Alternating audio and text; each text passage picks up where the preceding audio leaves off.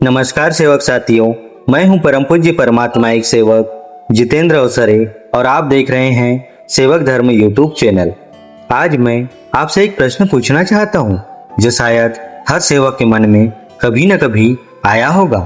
क्या आपने कभी ऐसे सेवक को देखा है जो वर्षों से नियमित रूप से एक भगवान की चर्चा बैठक में जाता है, सुबह की विनती करता है, शाम की प्रार्थना करता है, मार्ग के कार्यक्रमों में भी भाग लेता है, फिर भी उसके जीवन में चिंता, तनाव, दुख और मानसिक अशांति कम नहीं होती?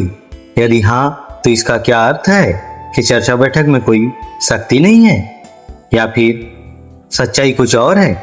जरा कल्पना कीजिए, एक सेवक हर सप्ताह समय पर चर्चा बैठक में पहुंचता है, वह सामने भी बैठता है, पूरी बैठक में उपस्थिति भी रहता है, लेकिन जैसी बैठक समाप्त होती है वह उसी चिंता, उसी क्रोध, उसी निराशा और उसी मानसिक बोझ के साथ घर लौट जाता है। दूसरी ओर एक ऐसा सेवक भी है जो उसी चर्चा बैठक में बैठता है, वही बातें सुनता है, वही प्रार्थना करता है, लेकिन कुछ महीनों बाद उसके स्वभाव में बदलाव दिखाई देने लगता है। उसका विश्वास मजबूत हो जाता है, उसका मन पहले से अधिक शांत हो जाता है। समस्याएं पूरी तरह समाप्त नहीं होती, लेकिन उनके सहने की शक्ति बढ़ जाती है। आखिर दोनों में क्या अंतर है? क्या परमात्मा किसी के साथ भेदभाव करते हैं? नहीं, अंतर केवल इतना है कि एक सेवक केवल शरीर से बैठक में उपस्थित होता है, जबकि दूसरा मन, बुद्धि, श्रद्धा और विश्वास के साथ उपस्थित होता है। यही चर्चा बैठक का सबसे बड़ा रहस्य है। चर्चा बैठक केवल बैठने का कार्यक्रम नहीं है, यह मन को परमात्मा की ओर मोड़ने का अवसर है। यह स्वयं को देखने की, अपनी कमियों को पहचानने की और जीवन को सही दिशा देने का माध्यम है। हमारे सद्गुरु महान तेग बाबा जमदेव जी ने चर्चा बैठक की शुरुआत केवल इसलिए नहीं की थी कि सेवक सप्ताह में एक दिन इकट्ठा हो जाए, उसके पीछे एक गहरा उद्देश्य था। सेवकों का विश्वास जीवित रहे, मार्ग की शिक्षा व्यवहार में उतरे और कठिन परिस्थितियों में भी सेवक परमात्मा से जुड़े रहे। लेकिन यदि हम चर्चा बैठक के वास्तविक उद्देश्य को समझे बिना केवल औपचारिक रूप से उपस्थित रहे तो लाभ सीमित रह जाता है। तो आइए अब विस्तार से समझते हैं कि बाबा जमदेव जी ने चर्चा बैठक की शुरुआत क्यों की। हर सेवक के लिए इसका वास्तविक महत्व क्या है? सेवक साथियों, यदि आज कोई हमसे पूछे कि चर्चा बैठक क्या है, तो शायद बहुत से लोग उत्तर देंगे, जहाँ सेवक एकत्र होकर मार्ग की बातें सुनते हैं। लेकिन क्या वास्तव में चर्चा बैठक का उद्देश्य केवल इतना ही है? क्या बाबा जमदेव जी केवल सेवकों को एक स्थान पर बैठाना चाहते थे, या इसके पीछे कोई ऐसा गहरा आध्यात्मिक उद्देश्य था जिसे समझे बिना हम चर्चा बैठक का वास्तविक लाभ नहीं ले सकते? इस प्रश्न का उत्तर हमें हमारे सद्गुरु महान तेग बाबा जमदेव जी की दूरदृष्टि में मिलता है। बाबा जमदेव जी भली भांति जानते थे कि संसार में रहने वाला मनुष्य हर दिन अनेक प्रकार की परीक्षाओं से गुजरता है। कभी आर्थिक संकट, कभी परिवार में मतभेद, कभी बीमारी, कभी अपमान, कभी असफलता, और कभी ऐसा समय भी आता है जब मनुष्य का अपना मन ही उसका सबसे बड़ा शत्रु बन जाता है। ऐसी परिस्थितियों में यदि मनुष्य परमात्मा से जुड़ा न रहे तो वह धीरे धीरे निराशा, भय और भ्रम में फंस सकता है। इसलिए हमारे सद्गुरु महान तेग बाबा जमदेव जी ने चर्चा बैठक की शुरुआत की, ताकि सेवक सप्ताह में कम से कम एक बार संसार की भागदौड़ से निकलकर परमात्मा की शरण में बैठ सके, ताकि उसका मन फिर से सत्य, मर्यादा, प्रेम और मानवता की ओर लौट सके, ताकि वह याद रखे कि जीवन केवल धन कमाने, नाम कमाने या समस्याओं से लड़ने का नाम नहीं है, बल्कि अपने भीतर अच्छे संस्कारों को जगाने का नाम भी है। चर्चा बैठक का उद्देश्य केवल ज्ञान देना नहीं, बल्कि मन को जागृत करना है। यह वह स्थान है जहाँ सेवक अपने अनुभव बांटते हैं, एक दूसरे से सीखते हैं। निराश व्यक्ति आशा पाता है और कमजोर मन को नई शक्ति मिलती है। कई बार जीवन की ऐसी समस्याएं जिसका उत्तर हमें कहीं नहीं मिलता, वही उत्तर किसी दूसरे सेवक के छोटे से अनुभव में छिपा होता है। यही चर्चा बैठक की सबसे बड़ी विशेषता है। जब अनेक सेवक एक ही उद्देश्य से, एक ही श्रद्धा से और एक ही भावना से बैठते हैं, तो वहाँ केवल शब्दों का आदान प्रदान नहीं होता, बल्कि विश्वास, प्रेरणा और आत्मबल का संचार होता है। इसलिए चर्चा बैठक को कभी भी केवल एक साप्ताहिक कार्यक्रम मत समझिए। यह सेवक और परमात्मा के बीच संबंध को मजबूत करने का माध्यम है। यह मार्ग की शिक्षा को पीढ़ी दर पीढ़ी जीवित रखने का माध्यम है। और यही कारण है कि हमारे सदगुरु महान तेग बाबा जिमदेव जी चाहते थे कि हर सेवक केवल चर्चा बैठक में आए ही नहीं, बल्कि उसे समझे, महसूस करे और अपने जीवन में उतारे। क्योंकि जब चर्चा बैठक केवल कानों से नहीं बल्कि हृदय से सुनी जाती है, तभी उसका वास्तविक प्रभाव जीवन में दिखाई देता है। प्रश्न यह है कि यदि चर्चा बैठक इतनी महत्वपूर्ण है, तो फिर कुछ सेवक उसका पूरा लाभ क्यों नहीं ले पाते? आखिर वे कौन सी गलतियां करते हैं जो उन्हें इस आध्यात्मिक शक्ति से दूर कर देती है? सेवक साथियों, मैं आपसे एक छोटा सा प्रश्न पूछना चाहता हूँ। क्या कभी ऐसा हुआ है कि आपने किसी चर्चा बैठक में भाग लिया हो, वहाँ की बातें सुनी हो, प्रार्थना भी की हो, लेकिन घर लौटने के बाद आपको लगा हो कि जीवन में कुछ नहीं बदला? यदि आपका उत्तर हाँ है तो निराश मत होइए, क्योंकि यह केवल आपके साथ नहीं होता। बहुत से सेवक कभी न कभी इस अनुभव से गुजरते हैं। लेकिन इसका क्या कारण है? क्या चर्चा बैठक में कोई कमी है? क्या मार्ग में कोई कमी है? या फिर कमी और कहीं है?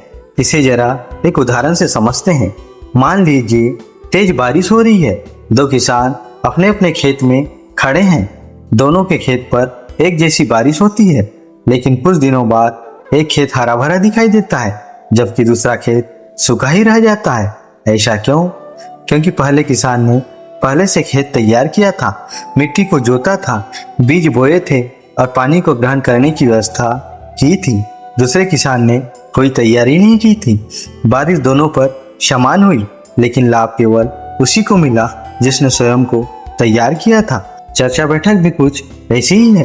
परमात्मा की कृपा, मार्ग की शिक्षा और प्रेरणा सभी सेवकों के लिए समान होती है, लेकिन उसका प्रभाव उसी के जीवन में गहराई से दिखाई देता है जो खुले मन, विनम्र हृदय और सीखने की भावना के साथ बैठता है।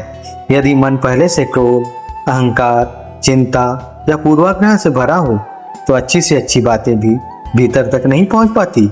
इसलिए चर्चा बैठक में बैठने से पहले मन को शांत करना आवश्यक है। अपने आप से पूछिए, मैं यहाँ क्यों आया हूँ? क्या केवल उपस्थिति दर्ज कराने? क्या केवल समय बिताने या अपने जीवन को बेहतर बनाने?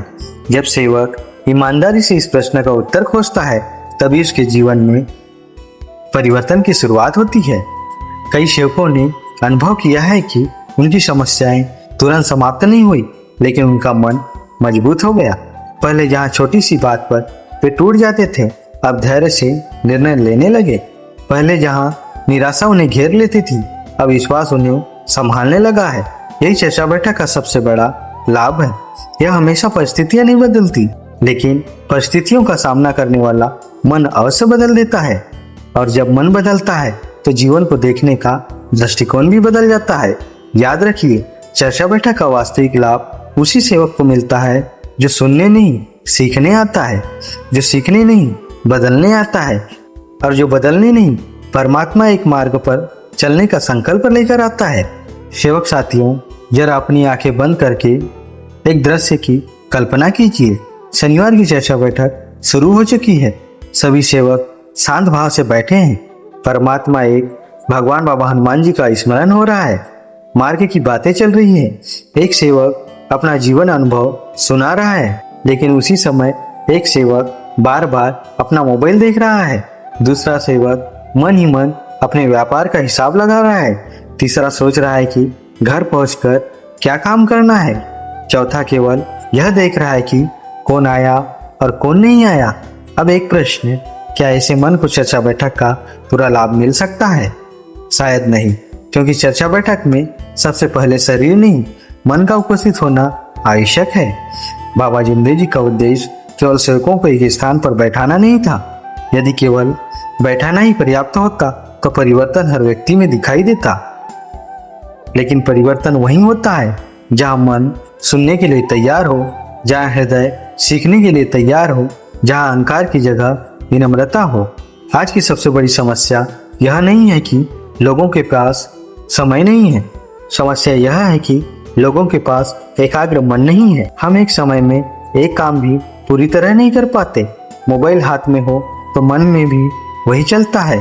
कोई संदेश आ जाए तो ध्यान तुरंत भटक जाता है, और जब ध्यान भटक जाता है तो चर्चा केवल कानों तक पहुंचती है, हृदय तक नहीं। याद रखिए, जिस ज्ञान को मन स्वीकार नहीं करता वह जीवन कभी नहीं बदलता। इसीलिए जब भी चर्चा बैठक में जाए, मोबाइल को साइलेंट कर दीजिए, अपने मन से कहिए अगले 1 घंटे तक संसार बाद में, पहले परमात्मा। विश्वास मानिए, यदि सेवक केवल यह एक आदत बदल ले तो उसकी चर्चा बैठक पहले से बिल्कुल अलग अनुभव बन सकती है, क्योंकि परिवर्तन बाहर से नहीं, हमेशा भीतर से होती है। और भीतर का द्वार तभी खुलता है जब मन शांत होता है। तो अब यह प्रश्न है कि यदि मन शांत हो जाए तब भी क्या कुछ ऐसी गलतियां हैं जो सेवक को आगे बढ़ने से रोकती है? हाँ, और उनमें सबसे बड़ी गलती है दूसरों की कमियों को देखने की आदत।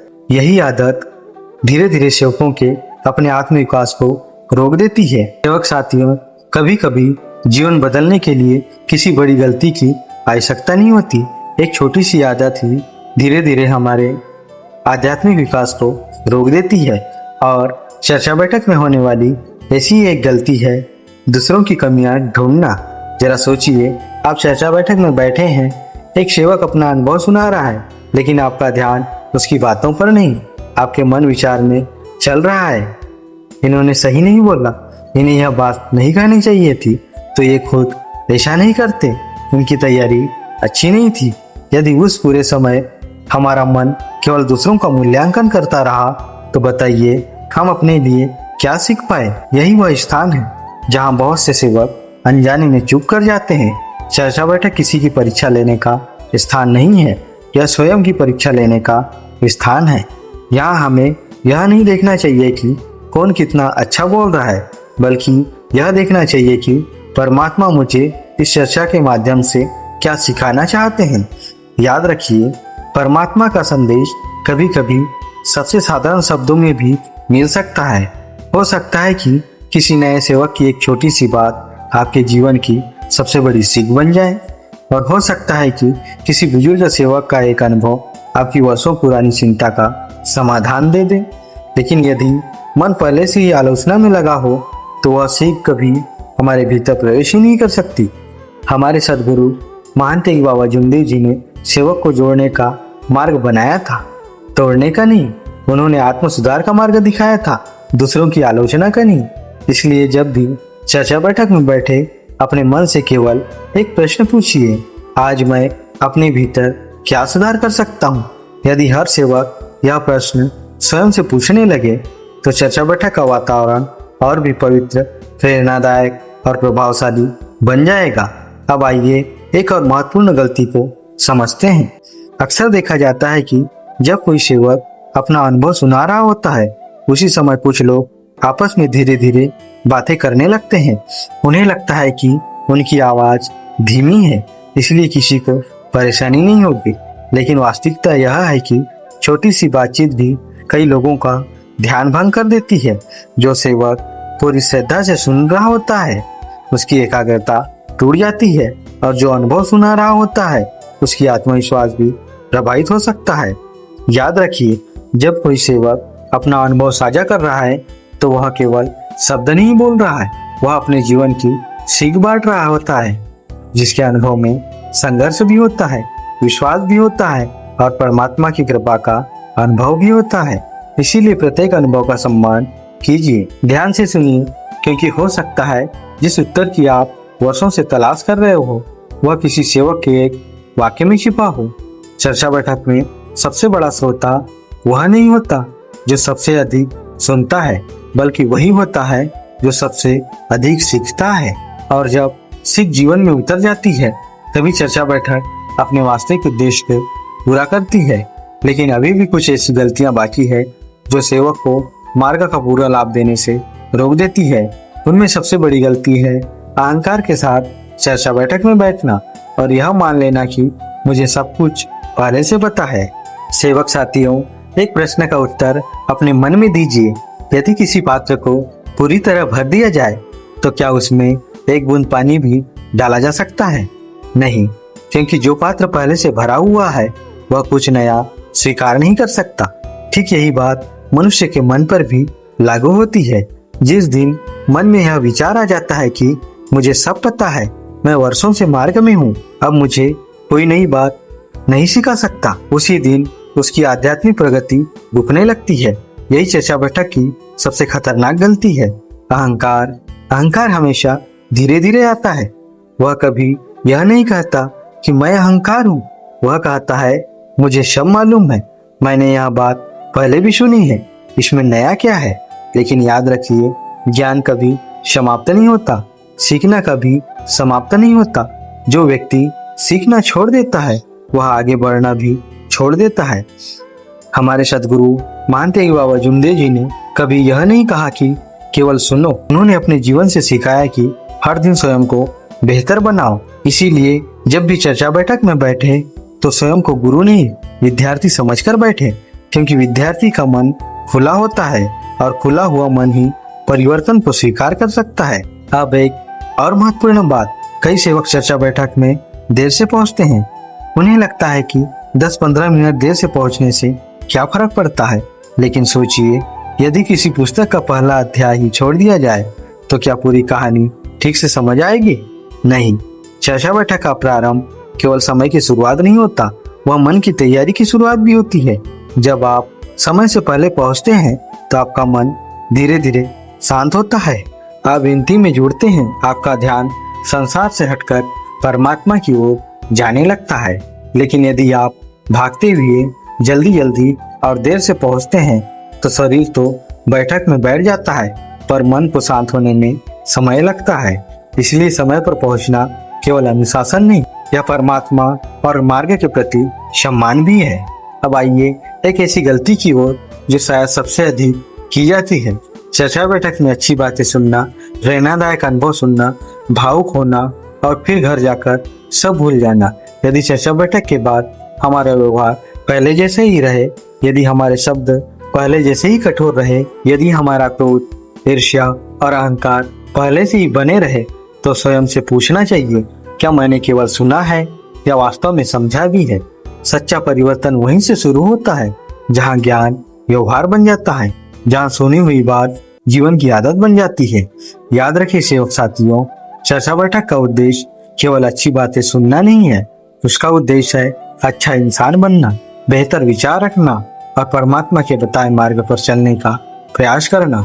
जिस दिन यह परिवर्तन हमारे जीवन में दिखाई देने लगेगा, उसी दिन समझिए कि चर्चा बैठक का वास्तविक लाभ मिलना शुरू हो गया है। लेकिन अभी एक प्रश्न बाकी है, यदि कोई सेवक इन सभी गलतियों से बच जाए तो क्या वास्तव में उसके जीवन में परिवर्तन आ सकता है? क्या उसका मन मजबूत बन सकता है? क्या दुखों के बीच भी वह मुस्कुरा सकता है? सेवक साथियों, अब तक हमने जाना कि चर्चा बैठक क्यों शुरू हुई, इसका उद्देश्य क्या है और वे कौन कौन सी गलतियां हैं जो सेवकों को उसका पूरा लाभ लेने से रोक देती है।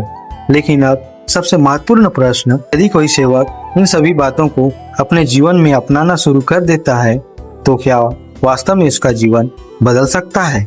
मेरा उत्तर है हाँ, बिल्कुल बदल सकता है। लेकिन एक बात हमेशा याद रखिए, चर्चा बैठक जादू नहीं करती, वह जागृति पैदा करती है। वह हमारी समस्याओं को हमेशा तुरंत समाप्त नहीं करती, लेकिन समस्याओं से लड़ने की शक्ति अवश्य देती है। जरा सोचिए, पहले छोटी छोटी बातों पर क्रोध आ जाता था, अब वही व्यक्ति शांत रहने लगा। पहले हर कठिन परिस्थिति में निराशा घेर लेती थी, अब वही व्यक्ति परमात्मा को याद करके धैर्य रखता है। पहले हर समस्या पहाड़ जैसी लगती थी, अब वही समस्या एक परीक्षा जैसी दिखाई देती है। आखिर यह परिवर्तन कैसे आया?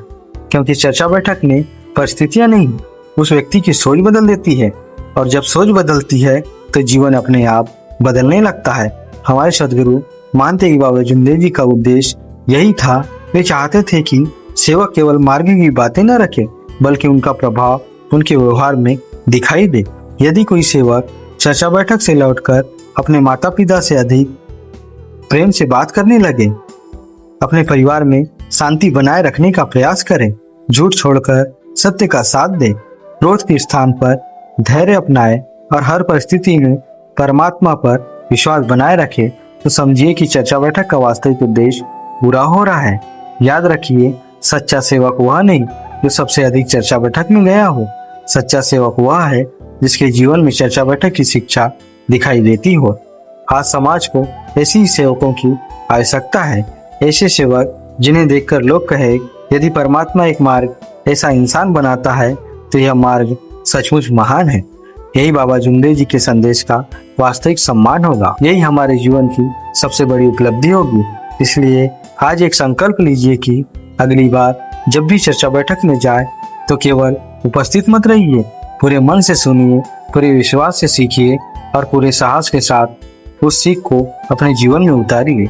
विश्वास रखिए, जिस दिन यह परिवर्तन शुरू होगा उसी दिन से आपका जीवन भी एक नई दिशा में आगे बढ़ना शुरू कर देगा, क्योंकि परमात्मा का मार्ग केवल सुनने के लिए नहीं, जीने के लिए होता है।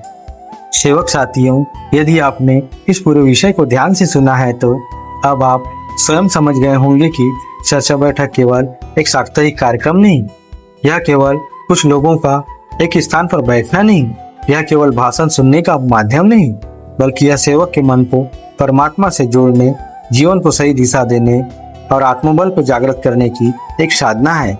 मानते कि बाबा जुमदेव जी ने चर्चा बैठक की शुरुआत इसलिए नहीं की थी कि सेवकों की संख्या बढ़े, उन्होंने यह व्यवस्था इसलिए बनाई कि सेवकों का विश्वास कभी कमजोर न पड़े, ताकि जब जीवन में दुख आए तो सेवक टूटे नहीं, जब कठिनाई आए तो सेवक घबराए नहीं, जब संसार भ्रमित करे तो सेवक मार्ग से भटके नहीं, और जब सफलता मिले तो सेवक अहंकार में न डूबे। ये चर्चा बैठक का वास्तविक उद्देश्य है। लेकिन एक बात हमेशा याद रखिए, चर्चा बैठक हमें बदलने का अवसर देती है। बदलती वह तभी है जब हम स्वयं बदलने का निर्णय लेते हैं। यदि हम केवल उपस्थित रहेंगे तो लाभ सीमित रहेगा, यदि हम केवल सुनेंगे तो ज्ञान मिलेगा, यदि हम सुनकर अपने जीवन में परिवर्तन करेंगे तो वह ज्ञान हमारा चरित्र बन जाएगा। और जब चरित्र बदलता है तब परिवार बदलता है, परिवार बदलता है तो समाज बदलता है, और समाज बदलता है तो मानवता का कल्याण होता है। शायद यही सपना बाबा जुमदेव जी ने देखा था। इसलिए अगली बार जब आप चर्चा बैठक में जाए तो यह मत सोचिए कि आज कौन बोलेगा, यह सोचिए आज परमात्मा मुझे क्या सिखाना चाहते हैं। यह मत देखिए कि दूसरे सेवक क्या कर रहे हैं, यह देखिए कि मुझे अपने भीतर क्या बदलना है, क्योंकि परमात्मा का मार्ग दूसरों को बदलने का नहीं, पहले स्वयं को बदलने का मार्ग है। और जिस दिन यह बात हमारे हृदय में उतर जाएगी उसी दिन चर्चा बैठक हमारे लिए केवल एक कार्यक्रम नहीं रहेगी, वह हमारे जीवन की सबसे बड़ी प्रेरणा बन जाएगी। आइए आज हम सभी एक छोटा सा संकल्प लें। हम चर्चा बैठक में केवल शरीर से नहीं बल्कि मन, बुद्धि, श्रद्धा और विश्वास के साथ उपस्थित रहेंगे। हम दूसरों की कमियां नहीं, अपने जीवन का सुधार जानेंगे। हम केवल सुनेंगे नहीं बल्कि जो अच्छा सीखेंगे उसे अपने व्यवहार में उतारने का प्रयास करेंगे, और हम बाबा जुमदेव जी के बताए मार्ग पर चलते हुए सत्य, मर्यादा, प्रेम और मानवता के मूल्यों को अपने जीवन का हिस्सा बनाएंगे। यदि हर सेवक यह संकल्प ले ले तो न केवल उसका जीवन बदलेगा बल्कि आने वाली पीढ़ियां भी एक बेहतर समाज देखेगी। यदि आपको यह वीडियो प्रेरणादायक लगा हो और इससे कुछ सीखने को मिला हो तो इसे अपने परिवार, मित्रों और अधिक से अधिक सेवक भाई एवं बहनों तक अवश्य पहुंचाए, ताकि यह संदेश हर उस व्यक्ति तक पहुंचे जिसे इसकी आवश्यकता है। नमस्कार जी।